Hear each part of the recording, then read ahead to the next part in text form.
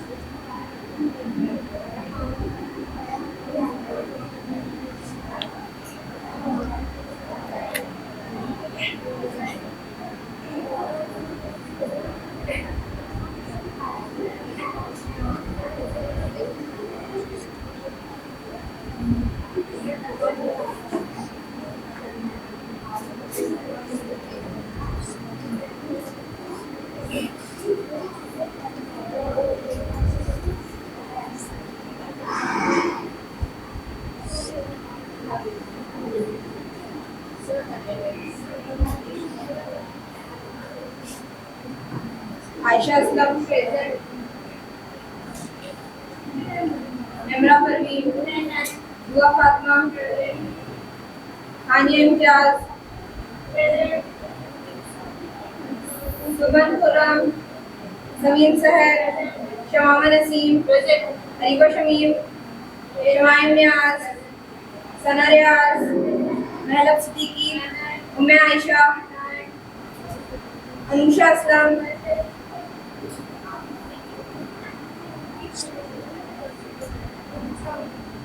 मुस्कान यासीन, मिसबा अलाउद्दीन, वानिया उस्मान, नबा नूर, रवाब अली,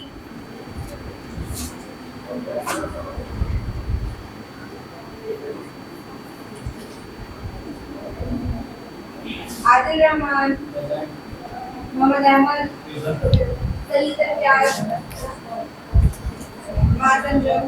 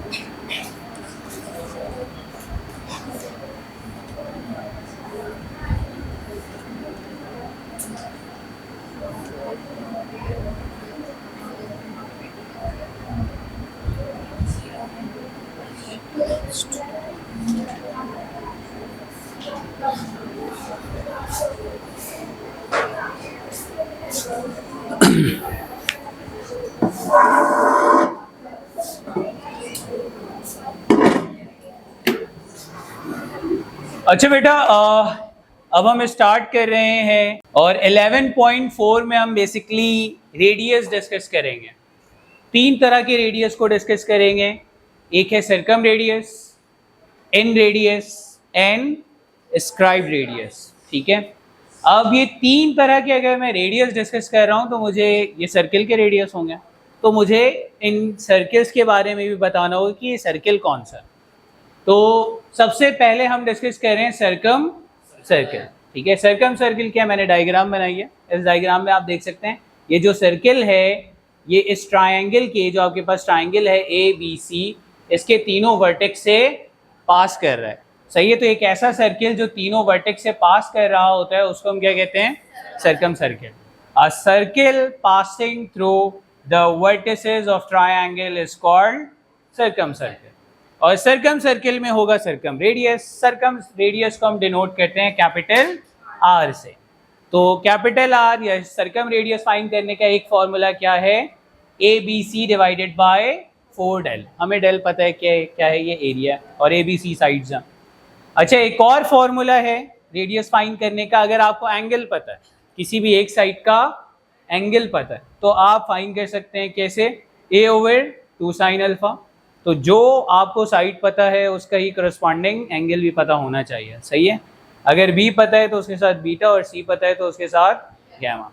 तो अगर ये वाली कंडीशन भी है तो हम सर्कम रेडियस निकाल सकते हैं। ठीक है, अब दूसरी चीज हम डिस्कस कर रहे हैं इन सर्कल। इन सर्कल क्या होता है? A circle touches all 3 sides of triangle internally is called incircle। ठीक है, तो आप देख सकते हैं यहाँ पे जो सर्कल है वो ट्रायंगल के तीनों साइड्स को टच कर रहा है, तीनों साइड्स को टच कर रहा है इंटरनली। तो इस तरह के सर्कल को हम क्या कहते हैं?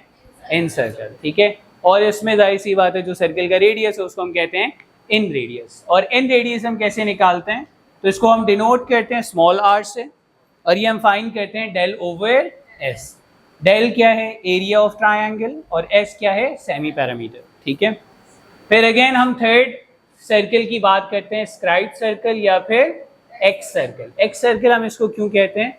क्योंकि ये बाहर होता है ट्रायंगल के। ठीक है, आप यहाँ पर देख सकते हैं अगर इस सर्कल की मैं बात करता हूँ तो ये इस ट्रायंगल के अंदर मौजूद नहीं है, ये इसके बाहर है और ये एक साइड को टच कर रहा है, सही है। ट्रायंगल की तीनों साइड को नहीं टच कर रहा, सही है। ये सर्कल ट्रायंगल के एक साइड को टच कर रहा है, और कैसे टच कर रहा है? एक्सटर्नली। ठीक है, कैसे टच कर रहा है?